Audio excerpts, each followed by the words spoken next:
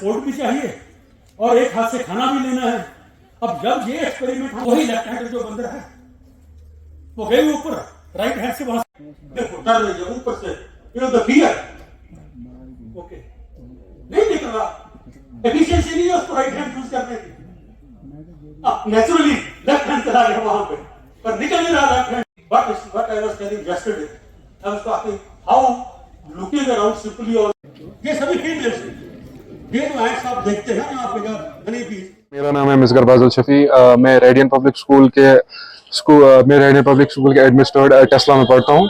यहाँ आके हमें बहुत सारी नॉलेज मिली। पहली नॉलेज तो हमें ये मिली कि नीट के सिवा भी बहुत सारी फील्ड्स होती हैं, जिसके सिवा एक तो हमें दिखाया कि अलग अलग डाइवर्सिटीज के अलग अलग किस्म के जानवरों पे कैसे एक्सपेरिमेंट किए जाते हैं। जैसे मंकी एक्सपेरिमेंट हमने देखा कि how monkeys use their arms.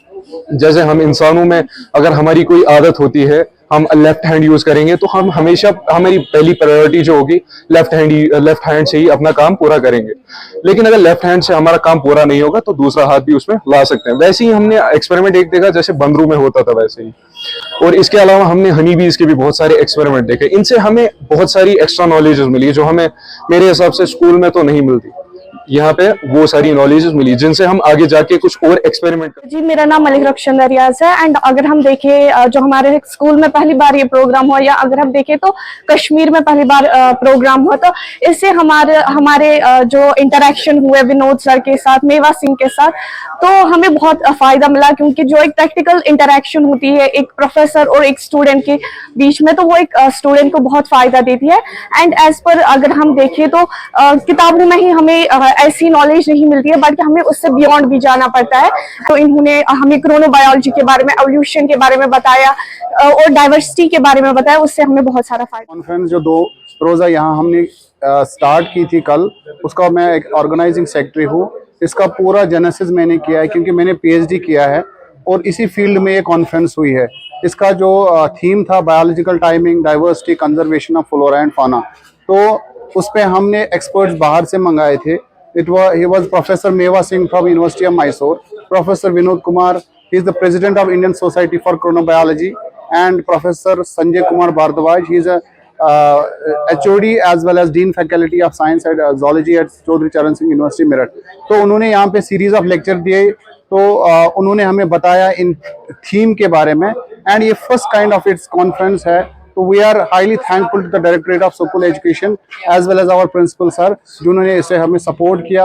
और we are highly thankful to all the administrative department for kind approval.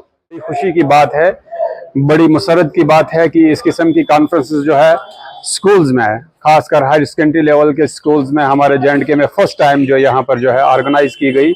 मैं मुबारकबाद देता हूँ अपनी ऑर्गेनाइजिंग टीम को, अपने ऑर्गेनाइजर जो हैं इसके साथ जितने भी मुंसलिक थे उनको मुबारकबाद देता हूँ।